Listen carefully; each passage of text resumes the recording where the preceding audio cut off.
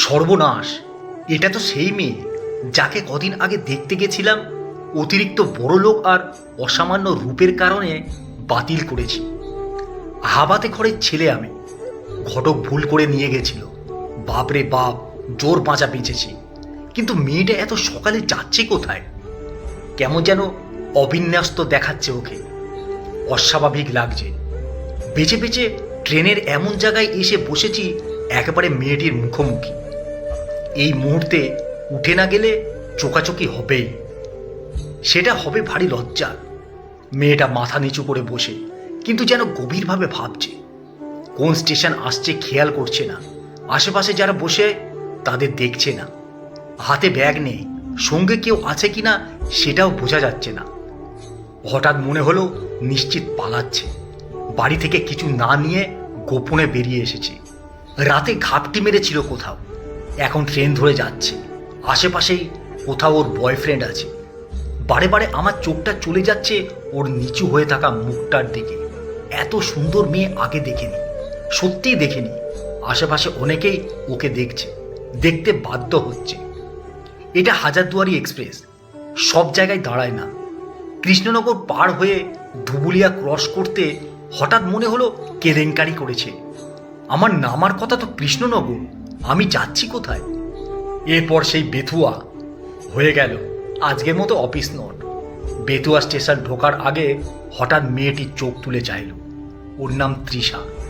তখন জিজ্ঞেস করে জেনেছিলাম। ও আমাকে দেখতে পেয়ে একেবারেই খুশি হলো না, আরও মনমরা হয়ে গেল। মুখটা অন্যদিকে ঘুরিয়ে নিল। যেদিন দেখতে গিয়েছিলাম সেদিন তো এমন ছিল না। কি সুন্দর হাসছিল, কটকট করে কথা বলছিল, একেবারে ছোট বাচ্চাদের মতো। তবে কি ওর জীবনে কোনো ঝড় বয়ে গেছে? অথবা যার সঙ্গে পালাচ্ছে সে এসেছে কিনা নিশ্চিত নয়। এসব ভেবে একটু কথা বলার লোভ হলো। এটা আমার স্বভাব দোষ। বেশিক্ষণ চুপ করে থাকতে পারি না। পরিচিত লোক দেখলে তো নয়ই, সেই কারণেই বাবা বলে ঠোঁট কাটা। ধের তেরিকা, নিজের ওপর নিজেই বিরক্ত হয়ে উঠলাম। কি বলতে কি বলবো ঠিক নেই। যদি উল্টোপাল্টা কিছু বলে ফেলি? থাক বাবা। মেয়েটি এবার নড়ে চড়ে বসল, একটা হাই তুলল। তারপর আবার যেমনটি মনমোড়া হয়ে বসেছিল তেমনি উদাসী হয়ে বাইরে তাকিয়ে রইল। আমাকে দেখেও দেখল না। ইট ইজ অপমান। আমি আগেই জানতাম এই মেয়ে আমার মতো করলাকে পছন্দ করবে না। এখন সেটা প্রমাণ হলো। বড় বাঁচা বেঁচে গেছি, বাপরে বাপ। আর কিছুটা যাওয়ার পর বুঝে গেল ওর সঙ্গে কেউ নেই, নইলে এতক্ষণ কথা বলতে আসতো, অথবা আমায় দেখে লজ্জায় উঠে যেত। মেয়েটি এসে নামলো মুর্শিদাবাদ স্টেশনে। পিছে পিছে বাধ্য হয়ে আমিও নামলাম। একে একে সমস্ত লোক স্টেশন ফাঁকা করে বেরিয়ে গেল, কিন্তু তৃষা গেল না। একভাবে দাঁড়িয়ে রইল অনেকক্ষণ রোদের মধ্যে। কি করব? আমিও দাঁড়িয়ে আছি। একটু দূরে লক্ষ্য রাখছি, নিশ্চিত কিছু সমস্যা আছে বোঝাই যাচ্ছে। সঙ্গে কেউ নেই, ইভেন ব্যাগ পর্যন্ত না। সম্ভবত মোবাইলও নেই, নইলে এতটা পথ আসলো একবারের জন্য হলেও বের করত। হঠাৎ দেখি ধীরে ধীরে আমার দিকে আসছে। অত্যন্ত ক্লান্ত লাগছে ওকে। মনে হয় কাল সারা রাত ঘুমোয়নি, খুব বিধ্বস্ত। এভাবে একটা মেয়ে বাড়ির বাইরে বেরিয়ে এলো, গার্জেন জানে না, অথচ কি কোয়ালিটির বাপ মা। তৃষা মাথা নিচু করে এসে দাঁড়ালো আমার একেবারে কাছে। মনে হলো চোখে জল, গাল দুটো লাল। অনেকক্ষণ দাঁড়িয়ে থেকে মাথা নিচু করেই বলল, আমাকে কাঁকসা গ্রামে নিয়ে যেতে পারেন? পোস্ট অফিস গুধিয়া, চ্যাটার্জি বাড়ি। এই এতক্ষণ পর কথা বলার সুযোগ পাওয়া গেছে, কিন্তু ওই গ্রামটায় যাচ্ছে কেন? তবে কি ওর বয়ফ্রেন্ড ওই গ্রাম থেকে আসার কথা ছিল? আসেনি? যদি তাই হয় তাহলে আমি নিয়ে যাব কেন? এতগুলো প্রশ্ন মাথার মধ্যে ঘুরপাক খাচ্ছে, কিন্তু কিছু বলার আগেই চেয়ে দেখি তৃষা রীতিমতো হাঁটা দিয়েছে। অনেকটা দূর চলেও গেছে। কোনো কিছু না বুঝে একটু দৌড়ে ওর কাছাকাছি গিয়ে বললাম, ঠিক আছে, নিয়ে যাচ্ছি। একটু ছায়ায় বসুন, জিজ্ঞেস করে আসি গ্রামটা কোন দিকে। মেয়েটা তো ভারী টেটিয়া, হেভি তেজ, হুটহাট এদিক ওদিক চলে যাচ্ছে। দৌড়ে একজন দোকানদারের কাছে গিয়ে কাঁকসা গ্রামের কথা জিজ্ঞেস করলাম। লোকটি তর্জনী উঁচু করে পূর্ব দিক দেখিয়ে দিল, মুখে কিছু বলল না। আরেকটি দোকানদারকে জিজ্ঞেস করলাম। তিনি জানালেন এখান থেকে 8-10 কিলোমিটার বাস ধরে যেতে হবে। কি জ্বালা, সে তো অনেক দূর, এবার কি করি? একবার বলে ফেলেছি, না গেলেও হবে না। মনে মনে বিরক্ত হলাম নিজের নির্বুদ্ধিতার জন্য। ডেকে বিপদ কোলে নিলাম। তৃষা বসেনি, দাঁড়িয়ে আছে মাথা নিচু করে। কাছে যেতে বুঝলাম চোখ থেকে এখনো জল ঝরছে। দেখে মায়া হলো, মনে মনে কষ্ট পেলাম। বুঝে উঠতে পারছি না মেয়েটির হয়েছে কি, কেন এমন করছে। দুজন স্টেশনের বাইরে এলাম, যেখান থেকে টমটম ছাড়ে। প্রচুর টোটো চালক, টমটম চালক উৎসুক চোখে তাকিয়ে একেবারে ঘিরে ধরল আমাদের। সবাই হাজারদুয়ারি দেখাতে নিয়ে যেতে চায়। কাকসা যাবার কথা শুনে সবাই সরে গেল। শুধুমাত্র একজন ট্যাক্সি ড্রাইভার এগিয়ে এলো, সে যেতে রাজি। যখন চ্যাটার্জি বাড়ির কথা বললাম তখন কেমন সন্দেহের চোখে তাকালো ড্রাইভার, যেন আমরা বাংলাদেশ বর্ডার টপকে এসেছি। ড্রাইভার আমাকে একটু আড়ালে ডেকে নিয়ে গেল। আপাদ মস্তক দেখে ভয়ার্ত দৃষ্টিতে বলল, ওটা তো ভুতুরে বাড়ি, ও বাড়িতে কেউ থাকে না। সর্বনাশ! ড্রাইভার আবার বলে কি, ভুতুরে বাড়ি, কেউ থাকে না মানে? ওটা কি তবে তৃষার বয়ফ্রেন্ডের বাড়ি নয়? ভারী ফ্যাসাদ তো দেখছি। হঠাৎ মনে হলো, তৃষা একটা ভুতুরে বাড়ি যাবে কেন, যে বাড়িতে মানুষই থাকে না? ও নিজে ভূত নয় তো, মায়াবী মেয়ে নয় তো? এসব ভেবে গাটা কেমন ছমছম করে উঠল। কপাল ঠুকে শেষ পর্যন্ত কাঁকসা গ্রামটায় এলাম। পুরুষ মানুষ এত ভয় করলে হয় না, তার উপর দিনের বেলা। পথে তৃষার সঙ্গে আর কথা হয়নি, সে শুধু কেঁদেই চলেছে। রাস্তার ওপর দূর থেকে একটা ফাঁকা পরিত্যক্ত ভাঙা একতলা বাড়ি দেখিয়ে ড্রাইভার সেখানেই গাড়ি ঘুরিয়ে আমাদের নামিয়ে হুশ করে চলে গেল। ড্রাইভারের আচরণও কেমন সন্দেহজনক। বোঝা গেল বাড়িটা সত্যি সত্যি ভুতুরে। ফাঁকা রাস্তায় দাঁড়িয়ে আমরা দুজন। আশেপাশে ঘরবাড়ি নেই, মানুষজন নেই। তবে একটু দূরে জমিতে কাজ করছে কিছু কৃষক, তারা দূর থেকে আমাদের দেখছে। ও রহস্য ঘেরা গৃহটি তাকিয়ে দেখলাম। আম, কাঁঠাল আর ঘেটু গাছে বাড়িটা ঘিরে রেখেছে। ছাদে পুরনো দিনের টিভি অ্যান্টেনা ভেঙে একদিকে ঝুলে আছে। পথের দুদিকে সবুজ ক্ষেত। দূরে একটা গ্রাম দেখা যাচ্ছে। গ্রামের মধ্যে আকাশ ছুঁয়ে দাঁড়িয়ে মোবাইল টাওয়ার। একটা লোক মাঠ থেকে উঠে আমাদের দিকে এগিয়ে আসছে। উদম গা, লুঙ্গি পরা, মাথায় বাঁশের টোকা, পায়ে এক হাঁটু কাদা। সম্ভবত তিনি নতুন আগন্তুক দেখে সতর্ক করতে চান। হঠাৎ পাশে তাকিয়ে দেখি তৃষা নেই। বাড়িটির দিকে তাকিয়ে দেখি তৃষা জঙ্গল ঘেরা সেই পরিত্যক্ত ভুতুরে বাড়িটিতে পাগলের মতো দৌড়ে ঢুকছে। লোকটি আমার পাশে এসে দাঁড়ালো, ভয়ার্ত দৃষ্টিতে দেখল, চোখ দুটো বড় বড় করে একটু হাসার চেষ্টা করল। আমার উদ্বেগ বাড়ছে। তৃষা দৌড়ে কোথায় গেল? জঙ্গল ভর্তি বাড়িটিতে সাপ খোপ থাকতে পারে, গর্ত থাকতে পারে, হোঁচট খেয়ে পড়ে যেতে পারে।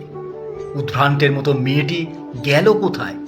লোকটির হাতে ধারালো কাস্তে, সম্ভবত আলে ঘাস কাটছিলেন। কাস্তেটির ডান হাত থেকে বাঁ হাতে নিয়ে এক নিঃশ্বাসে বললেন, কোনঠে থেকে আইছেন? বাড়িতে কেউ থাকে না কো, ভূতের বাড়ি, জানেন না? আশেপাশে বাড়িলেই দেখছেন না, ভয়ে সব পাইলেছে, উঠে গিলছে। লোকটির প্রশ্নের উত্তর দেওয়ার সময় আমার নেই, ইচ্ছেও নেই। তবু শুকনো হাসি হেসে উপহার দিয়ে আমিও এক দৌড়ে তৃষা যে পথে পুরো বাড়িটিতে ঢুকেছে সেই দিকে অতি দ্রুত হাঁটতে শুরু করলাম। একটু যেতেই দেখলাম তৃষার চটি উল্টে পড়ে আছে ঘাসের ওপর। অনেকটা জায়গায় ছোট ছোট অচেনা ঘাস চাপা খাওয়া। বুঝতে দেরি হলো না, মুখ থুবড়ে পড়ে গেছিল তৃষা। আরও খানিক এগিয়েও তৃষার দেখা পেলাম না। উদ্বেগে দাঁড়িয়ে পড়লাম। পায়ের দিকে তাকিয়ে বুঝলাম একসময় বাড়িটির উঠান ছিল এখানে। এবার সত্যি সত্যি ভয় করতে লাগলো। হঠাৎ তৃষা গেল কোথায়? মুহূর্তে মিলিয়ে গেল, এইটুকু সময়ের মধ্যে মিলিয়ে গেল। অশরীরীরা শুনেছি এইভাবেই মিলিয়ে যায়। সময় বুঝে লাফ দিয়ে ঘাড়ে এসে পড়ে, ঘাড় মোটকে রক্ত খায়। সত্যি সত্যি কি তৃষা তাহলে ভূত? ছলনায় ভুলিয়ে এতটা এনেছে আমায়। হঠাৎ একটা কান্নার শব্দ পেলাম, চমকে উঠলাম। সর্বনাশ, এর মধ্যে তৃষাকে সাপে কাটেনি তো? আবার মনে হলো মায়া কান্না নয় তো, অশরীরীদের কান্না নয় তো? সতর্ক হয়ে কান খাড়া করে ভালো করে শুনলাম, না, মানুষের কান্নার মতোই মনে হচ্ছে। তৃষারই কান্না। শুধু কান্না নয়, কিছু একটা বলছে ফুপিয়ে ফুপিয়ে। জঙ্গল ভেদ করে দৌড়ে গিয়ে দেখি একটা ছোট্ট ঢিপির মতো জায়গায় তৃষা উপুর হয়ে শুয়ে, দুহাত মাথার ওপর দিয়ে ছড়ানো, মাটি খামচে ধরেছে, অঝরে কাঁদছে আর বলছে, মাগো দেখো, আমি আমি এসেছি, তোমার মেয়ে। আমার জন্য তুমি মরেছ, আত্মহত্যা করেছ আমার জন্য। তৃষার কথা শুনে চমকে উঠলাম। ওর মা আত্মহত্যা করেছে? এটা ওদের গ্রামের বাড়ি ছিল? তাহলে সেদিনও কাকে মা বলে ডাকছিল? ও ওই বাড়ির মেয়ে নয়? তৃষা অনাথ, পালিতা কন্যা। ধীরে ধীরে ওর পাশে গিয়ে বসলাম। খুব কষ্ট হচ্ছে ওকে দেখে, ওর কান্না দেখে। ও আমায় দেখে উঠে বসলো না, শুধু কাঁদতে লাগলো আর বলতে লাগলো, মা তুমি কষ্ট পেও না মা, সব দোষ আমার, সব দোষ আমার। তোমার পেটে কেন আমি হয়েছি, বাবা তোমায় দেখতে আসেনি, আমায় দেখতে আসেনি, সব দোষ আমার। তোমার পেটে ছেলে হলে তোমায় মরতে হতো না মা, সব দোষ আমার। এই অভাগী ছেলে হয়নি বলে ওর বাবা ওর মাকে দেখতে আসেনি, সেই জন্য ওর মা আত্মহত্যা করেছিলেন। ও ভগবান, কিন্তু আশ্চর্য, এতদিন ও জানতো না, গতকাল জেনেছে। কি ভয়ঙ্কর! তাহলে যে বাড়িতে ওকে দেখতে গিয়েছিলাম ওরা কারা? ভালো ভালো কথা বলছিল সেই লোকগুলো কারা? সব মুখোশধারী, বড় লোকের আড়ালে শয়তান। এ সময় হঠাৎ তৃষা আমার ডান হাতটি চেপে ধরল, টেনে গলার কাছে নিয়ে গেল, হাতখানি কণ্ঠনালীতে চেপে ধরে বলল, আমায় মেরে ফেলুন, গলা টিপে মেরে ফেলুন, মেয়ে জন্মানো পাপের, মেরে ফেলুন আমায়। ওর কষ্ট দেখে আমার দু চোখ বেয়ে জলের ধারা বইছে, বুক ফেটে যাচ্ছে তৃষার কথাগুলো শুনতে। ওকে নয়, যেন আমার বুকে ধারালো অস্ত্র দিয়ে আঘাত করেছে কেউ। অনেকক্ষণ পর ধীরে ধীরে ওর মাথাটা তুলে আমার কোলে স্থাপন করে বললাম, এভাবে বলবেন না, আপনারা না থাকলে যে আমাদের জন্ম হতো না, পৃথিবীতে মানুষ বলে কারো জন্ম হতো না। আর মেয়ে সন্তান জন্মানোর জন্য তো বাবারা দায়ী, মায়েরা নয়। ও আমার কোলে মাথা লুকিয়ে আবার কাঁদছে, কেঁদেই চলেছে। এই মুহূর্তে কি বললে ওর কষ্ট লাঘব হবে বুঝতে পারছি না। কোন বাবা এত নির্মম হতে পারে? কন্যা সন্তান হয়েছে বলে তাকে দেখতে আসবে না। এরা মানুষ? অনেকক্ষণ পর নিজের চোখ নিজেই মুছে বললাম, আপনি কি আপনার মামার বাড়ি মানে? তৃষা প্রশ্নের কোনো উত্তর দিল না। কাঁদতে কাঁদতে শুধু কোলের মধ্যে রাখা মাথাটা নেড়ে সম্মতি জানালো। না, ওকে সান্ত্বনা দেবার মতো কোনো ভাষা নেই আমার। শুধু কেন জানি না, ওর ব্যথায় ভেতরটা আমার ভেঙে চুরমার হয়ে যেতে লাগলো। টপ টপ করে জল পড়তে লাগলো চোখ থেকে। অনেকক্ষণ পর ভেজা চোখ নিয়ে উঠে বসলো তৃষা। চোখ দুটো ফুলে গেছে ওর। সেই চোখ দিয়ে এক পলক দেখলো আমায়, তারপর আবার কেঁদে ফেললো। অজান্তেই নিজের হাত দুটো বাড়িয়ে দিলাম। ও হঠাৎ আমার বুকে ঝাঁপিয়ে পড়ে বলতে লাগলো, আমার পেটে মেয়ে হলে তুমি দেখতে আসবে তো? বলো না, দেখতে আসবে তো? আমার পেটে মেয়ে আর বলতে পারল না তৃষা। জ্ঞান হারিয়ে ফেললো আমার বুকে। এক অজানা ব্যথায় আমার চোখে ছুটে আসছে বন্যার মতো জল। দুহাতে ওকে জড়িয়ে ধরে বললাম, আসবো তৃষা, আমি আসবো, আমি আসবো।